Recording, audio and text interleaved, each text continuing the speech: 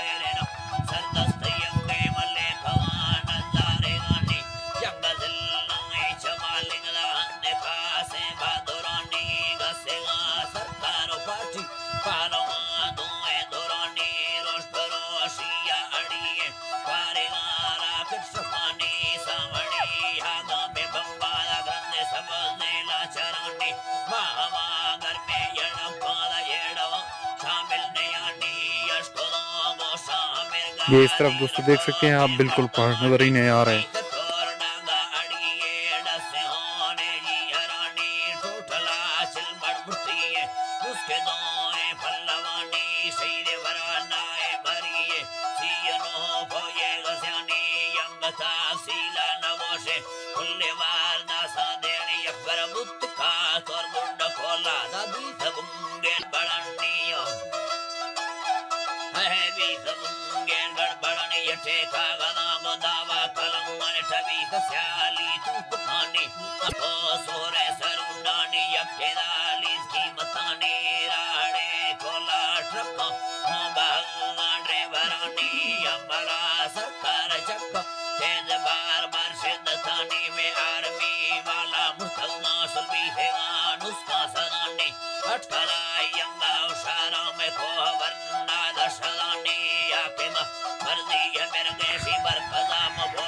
तो दोस्तों, मौसम आज जो है ना एंजॉय करने का है बिल्कुल।